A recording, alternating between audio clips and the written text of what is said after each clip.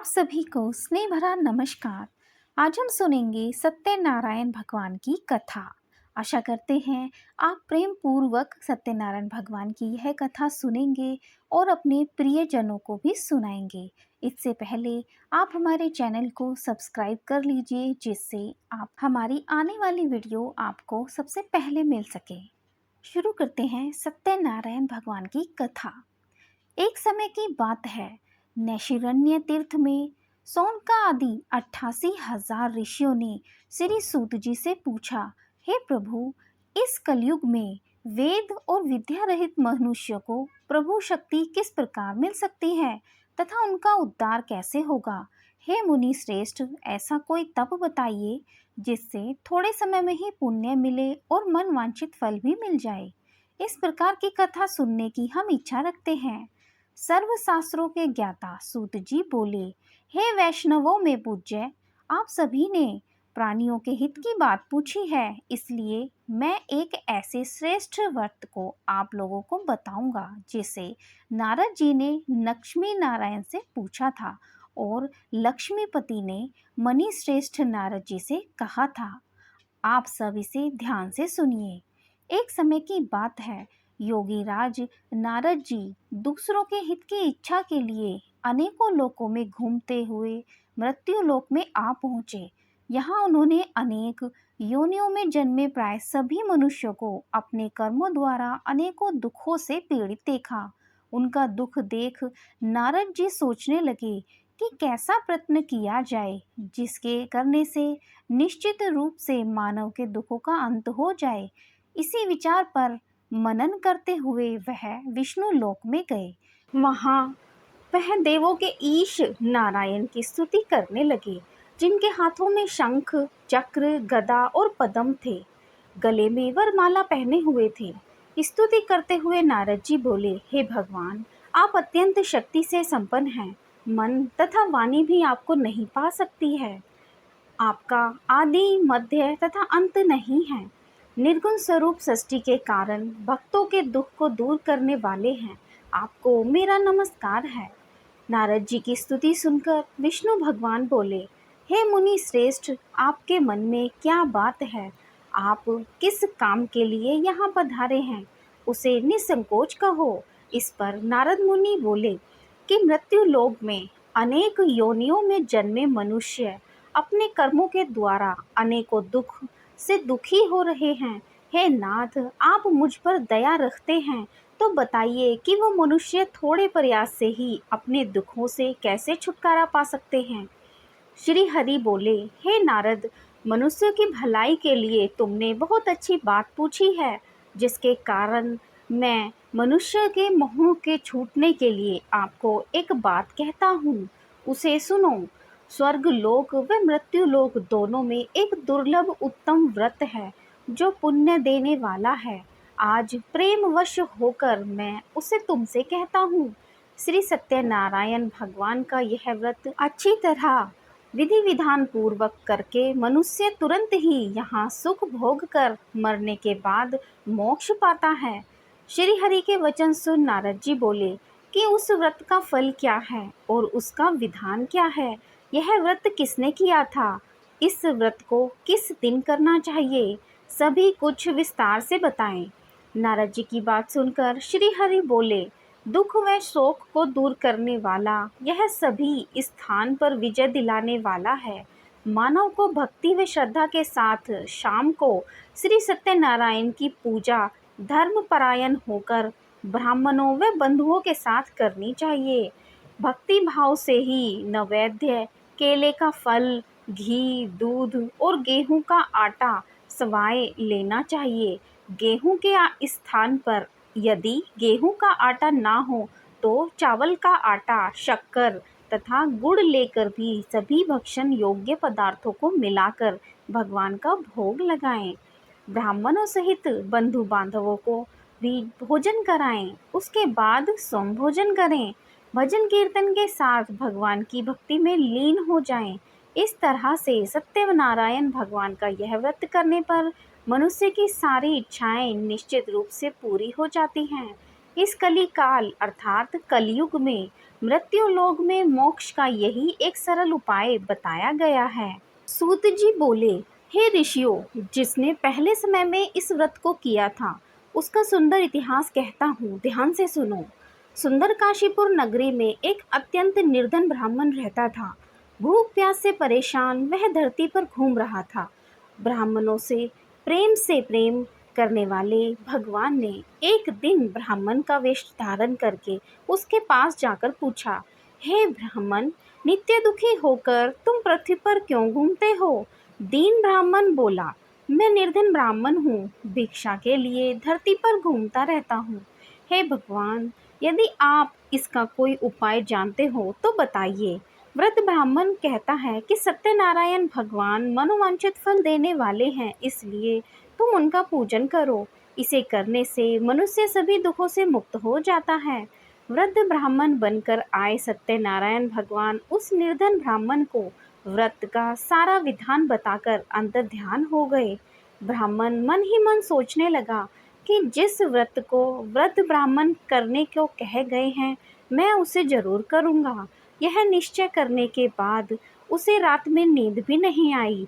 वह सवेरे उठकर सत्यनारायण भगवान के व्रत का निश्चय करके भिक्षा के लिए चला गया।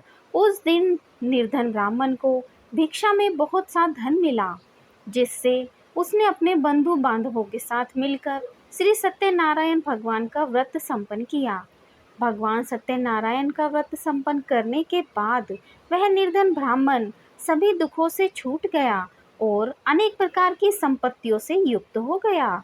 उसी समय से यह ब्राह्मण हर माह इस व्रत को करने लगा।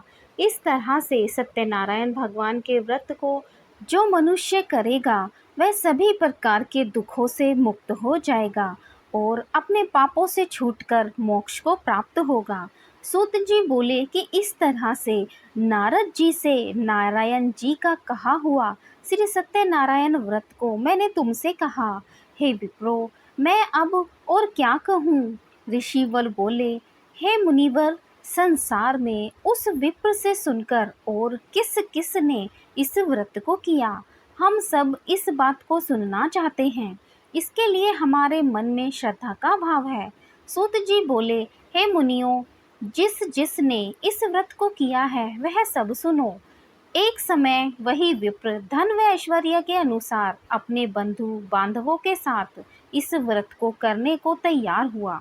उसी समय एक लकड़ी बेचने वाला बूढ़ा आदमी आया। उसे बड़ी प्यास लगी थी।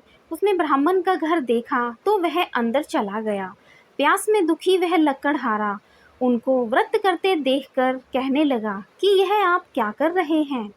उसने पहले ब्राह्मण को नमस्कार किया और फिर पूछा कि प्रभु, यह मुझे भी बताइए कि आप यह क्या कर रहे हैं तथा इसे करने से क्या फल मिलेगा, कृपया मुझे भी बताएं। ब्राह्मण ने कहा कि सब मनोकामनाओं को पूरा करने वाला यह सत्यनारायण भगवान का व्रत है। इनकी कृपा से ही मेरे घर में धन धान्य आदि में वृद्धि हुई है। ब्राह्मण से सत्यनारायण व्रत के बारे में जानकर वह लकड़हारा बहुत प्रसन्न हुआ। चरणामृत लेकर वह प्रसाद खाने के बाद वह अपने घर गया।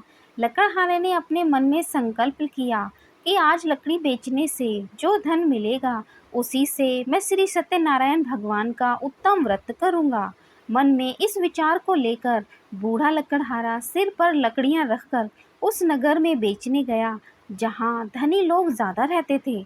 उस नगर में उसे अपनी लकड़ियों का दाम पहले से 4 गुना अधिक मिलता है। लकड़हारा प्रसन्नता के साथ दाम लेकर और सत्यनारायण भगवान के व्रत की सामग्री लेकर अपने घर गया।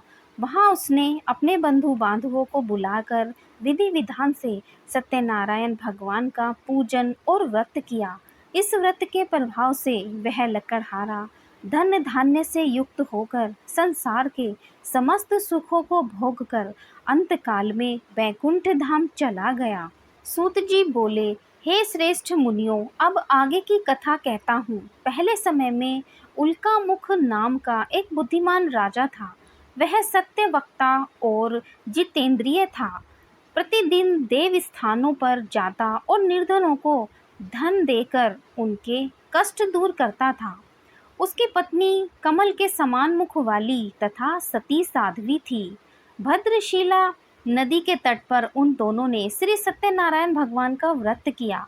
उसी समय साधु नाम का एक वैश्य आया।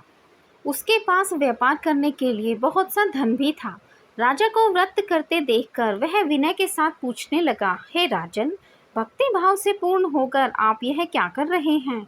मैं सुनने की इच्छा रखता हूँ, तो आप मुझे बताइए। राजा बोला, हे साधु, अपने बंधु बांधवों के साथ पुत्र आदि की प्राप्ति के लिए एक महाशक्तिमान श्री सत्यनारायण भगवान का व्रत व पूजन कर रहा हूँ। राजा के वचन सुनकर साधु आदर से बोला, हे राजन, मुझे इस व्रत का सारा विधान कहिए। आपके कथा अनुसार मैं भी इस व्रत को करूँगा। मेरी भी संतान नहीं है और इस व्रत को करने से निश्चित रूप से मुझे संतान की प्राप्ति होगी। राजा से व्रत का सारा विधान सुनकर व्यापार से निवृत्त हो वह अपने घर गया। साधु वैश्य ने अपनी पत्नी को संतान देने वाले इस व्रत का वर्णन कह सुनाया और कहा कि जब मेरी संतान होगी तब मैं इस व्रत को करूँगा। साधु ने इस तरह से वचन अपनी पत्नी लीलावती से कहे।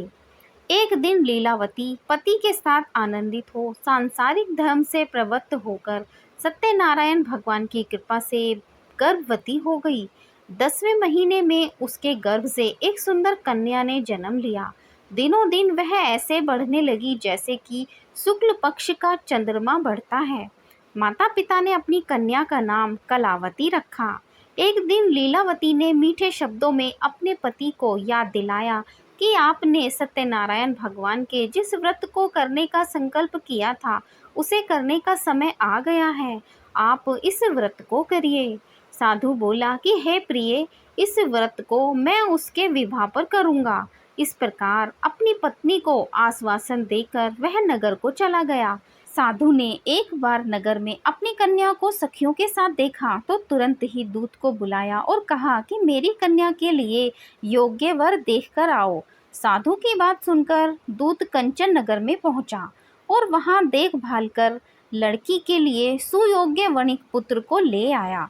सुयोग्य लड़के को देखकर साधु ने बंधु बांधवों को बुलाकर अपनी पुत्री का विवाह कर दिया। लेकिन दुर्भाग्य की बात ये कि साधु ने अभी भी श्री सत्यनारायण भगवान का व्रत नहीं किया। इस पर श्री भगवान क्रोधित हो गए और श्राप दिया कि साधु को अत्यधिक दुख मिले। अपने कार्य में कुशल साधु बनिया जमाई को लेकर समुद्र के पास स्थित होकर रत्नासारपुर नगर में गया। वहां जाकर दामाद ससुर दोनों मिलकर चंद्रकेतु राजा के नगर में व्यापार करने लगे। एक दिन भगवान सत्यनारायण की माया से एक चोर राजा का धन चुराकर भाग रहा था। उसने राजा के सिपाहियों को अपना पीछा करते देखकर चुराया हुआ धन वहां रख दिया जहां साधु अपने जमाई के साथ ठहरा हुआ था। राजा के सिपाहियों ने साधु वैश्य के पास राजा का धन पड़ा देखा तो वह ससुर जमाई दोनों को बांधकर प्रसन्नता से राजा के पास ले गए और कहा कि इन दोनों ने चोरी की है, हम इन्हें पकड़ लाए हैं। आप आगे की कार्यवाही की आज्ञा दें। राजा की आज्ञा से उन दोनों को कठिन कारावास में डाल दिया गया और उनका सारा धन भी उनसे छीन लिया गया। श्री सत्यनारायण भगवान के श्राप से साधु की पत्नी भी बहुत दुखी हुई। घर में जो धन रखा था उसे भी चोर ने चुरा लिया। शारीरिक तथा मानसिक पीड़ा व भूख प्यास से अति दुखी होकर अन्न की चिंता में कलावती ब्राह्मण के घर गई। वहां उसने श्री सत्यनारायण भगवान का व्रत होते देखा, फिर कथा भी सुनी। वह प्रसाद ग्रहण करके वह रात को घर वापस आई। माता ने कलावती से पूछा कि हे पुत्री, अब तक तुम कहाँ थी? तेरे मन में क्या है? कलावती ने अपनी माता से कहा, हे माता, मैंने एक ब्राह्मण के घर में श्री सत्यनारायण भगवान का व्रत देखा है। कन्या के वचन सुन लीलावती भगवान के पूजन की तैयारी करने लगी।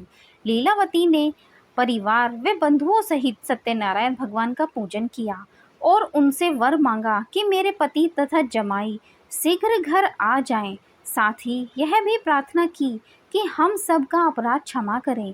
श्री सत्यनारायण भगवान इस व्रत से संतुष्ट हो गए और राजा चंद्रकेतु को सपने में दर्शन देकर कहा कि हे राजन, तुम उन दोनों वैश्यों को छोड़ दो और तुमने उनका जो धन लिया है उसे वापस कर दो। अगर ऐसा नहीं किया तो मैं तुम्हारा धन, राज्य व संतान सभी को नष्ट कर दूंगा। राजा को यह सब कहकर वह अंतर्ध्यान हो गए। प्रातःकाल सभा में राजा ने अपना सपना सुनाया। फिर बोले कि वणिक पुत्रों को कैद से मुक्त कर सभा में लाओ। दोनों ने आते ही राजा को प्रणाम किया। राजा चंद्रकेतु मीठी वाणी में बोले, हे महानुभावों, भाग्यवश ऐसा कठिन दुख तुम्हें प्राप्त हुआ है, लेकिन अब तुम्हें कोई भय नहीं है।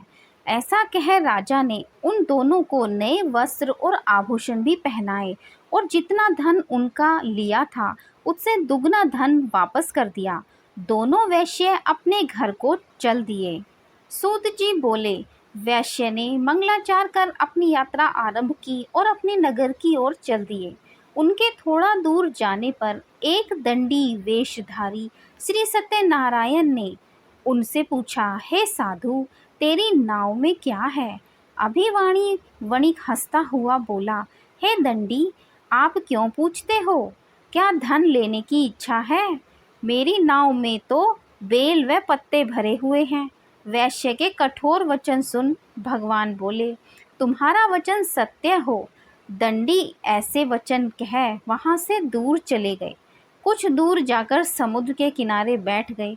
दंडी के जाने के बाद साधु वैश्य ने नित्य क्रिया के पश्चात नाव को ऊंची उठते देखकर अचंभा माना और नाव में बेल पत्ते आदि देख वह मूर्छित होकर जमीन पर गिर पड़े। मूर्छा खुलने पर वह अत्यंत शोक में डूब गए। तब उनका दामाद बोला कि आप शोक ना मनाएं, यह दंडी का शाप है, इसलिए हमें उनकी शरण में जाना चाहिए, तभी हमारी मनोकामना पूरी होगी। दामाद की बात सुनकर वह दंडी के पास पहुंचा और अत्यंत भक्तिभाव नमस्कार करके बोला, मैंने आपसे जो जो असत्य वचन कहे थे उनके लिए मुझे क्षमा कर दें। ऐसा कहकर महान शोकातुर होकर रोने लगा। तब दंडी भगवान बोले, हे वणिक पुत्र, मेरी आज्ञा से बार बार तुम्हें दुख प्राप्त हुआ है। तू मेरी पूजा से विमुख हुआ। साधु बोला, हे भगवान, आपकी माया से ब्रह्मा आदि देवता भी आपके रूप को नहीं जानते, तब मैं अज्ञानी कैसे जान सकता हूँ? आप प्रसन्न होइए। अब मैं सामर्थ्य के अनुसार आपकी पूजा करूँगा। मेरी रक्षा करो और पहले के समान नौका में धन भर दो।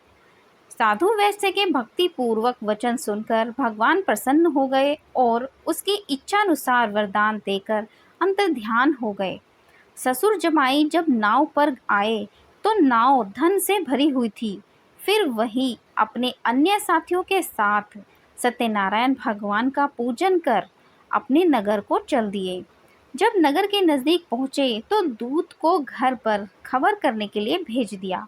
दूत साधु की पत्नी को प्रणाम कर कहता है कि मालिक अपने दामाद सहित नगर के निकट आ गए हैं। दूत की बात सुनकर साधु की पत्नी लीलावती ने बड़े हर्ष के साथ सत्यनारायण भगवान का पूजन कर अपनी पुत्री कलावती से कहा कि मैं अपने पति के दर्शन को जाती हूँ, तू कार्य पूर्ण कर शीघ्र आ जाना।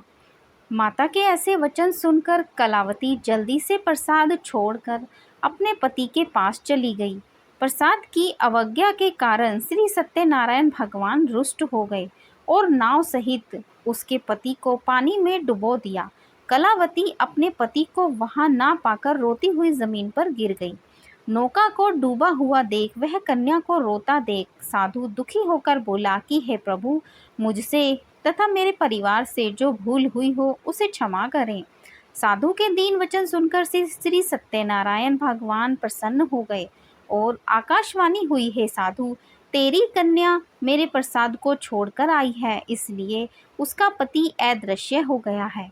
यदि वह घर जाकर प्रसाद खाकर लौटती है तो उसे इसका पति अवश्य मिलेगा। ऐसी आकाशवाणी सुन कलावती घर पहुंचकर प्रसाद बनाती है और फिर खाती है और फिर आकर अपने पति के दर्शन करती है। उसके बाद साधु अपने बंधु बांधवों सहित श्री सत्यनारायण भगवान का विधि विधान से पूजन करते हैं। इस लोक का सुख भोग कर वह अंत में स्वर्ग को जाता है। सूत जी बोले, हे ऋषियों, मैं एक और कथा सुनाता हूँ, उसे भी ध्यान पूर्वक सुनो। प्रजा पालन में लीन धुंधध्वज नाम का एक राजा था। उसने भी भगवान का प्रसाद त्याग कर बहुत ही दुख सहन किया था। एक बार वन में जाकर वन्य पशुओं को मारकर वह बड़ के पेड़ के नीचे आया। वहां उसने ग्वालों को भक्ति भाव से अपने बंधुओं सहित सत्यनारायण भगवान का पूजन करते देखा।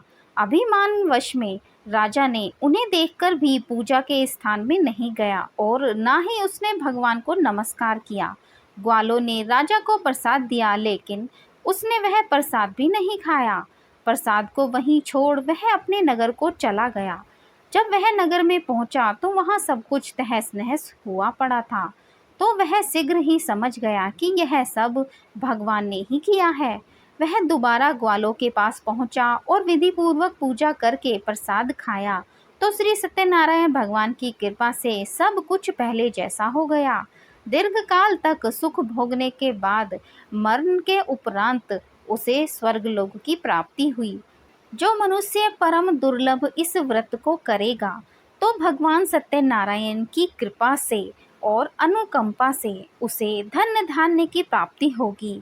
निर्धन व्यक्ति धनी हो जाएगा और भय मुक्त होकर जीवन जीता है।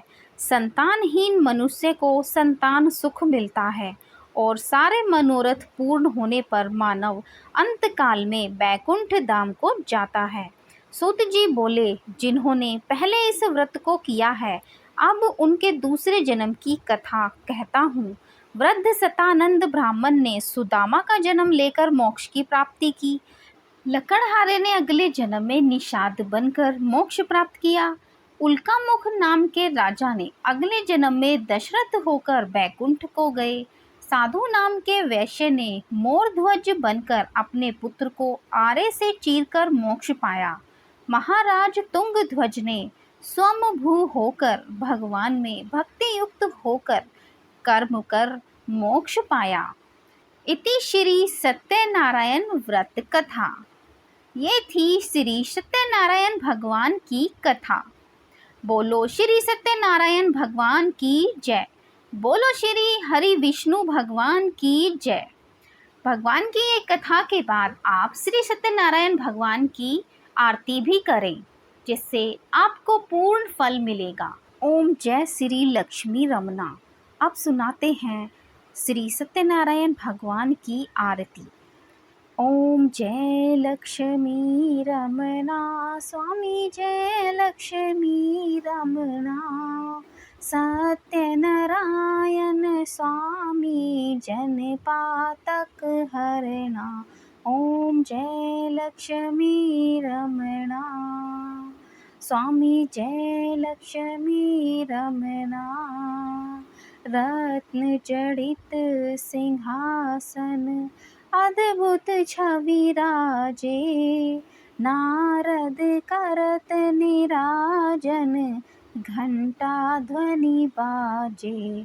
ओम जय लक्ष्मी रमना, स्वामी जय लक्ष्मी रमना। प्रकट भये कलि कारण द्विज को दर्श दियो। बूढ़ा ब्राह्मण बन कर कंचन महल कियो। ओम जय लक्ष्मी रमना, स्वामी जय लक्ष्मी रमना। दुर्बल भील कठारो जिन पर कृपा करी। चंद्रचूड़ एक राजा तिनकी विपत्ति हरी। ओम जय लक्ष्मी रमना, स्वामी जय लक्ष्मी रमना। वैश्य मनोरथ पाओ श्रद्धा तज दिन ही। सो फल भोग्यो प्रभु जी फिर स्तुति किन्ही। ओम जय लक्ष्मी रमना, स्वामी जय लक्ष्मी रमणा। भाव भक्ति के कारण छिन छिन रूप धरियो, श्रद्धा धारण की हो तिनको काज सरयो। ओम जय लक्ष्मी रमणा। स्वामी जय लक्ष्मी रमणा। ग्वाल बाल संग राजा वन में भक्ति करी, मन वांछित फल दीनो दीन दयाल हरि। ओम जय लक्ष्मी रमणा। स्वामी जय लक्ष्मी रमणा। चढ़त प्रसाद सवायो कदली फल मेवा, धूप दीप तुलसी से राजी सत्य देवा। ओम जय लक्ष्मी रमणा। स्वामी जय लक्ष्मी रमणा। श्री सत्यनारायण जी की आरती जो कोई जन गावे, रिद्धि सिद्ध सुख संपत्ति सहज रूप पावे। ओम जय लक्ष्मी रमणा। स्वामी जय लक्ष्मी रमणा। सत्यनारायण स्वामी जन पातक हरणा। ओम जय लक्ष्मी रमणा। ओम जय लक्ष्मी रमणा। स्वामी जय लक्ष्मी रमणा। बोलो श्री सत्यनारायण भगवान की जय। बोलो श्री विष्णु भगवान की जय। यह थी श्री सत्यनारायण भगवान की आरती। आशा करते हैं आपको हमारे द्वारा सुनाई गई श्री सत्यनारायण भगवान की कथा और श्री सत्यनारायण भगवान की आरती बेहद पसंद आई होगी। कृपया वीडियो को लाइक शेयर और चैनल को सब्सक्राइब करे बिना ना जाएं। आप सभी का दिन शुभ हो। आप सभी खुश रहें, स्वस्थ रहें, बहुत ही प्रसन्नचित्त रहें। आप सभी का धन्यवाद।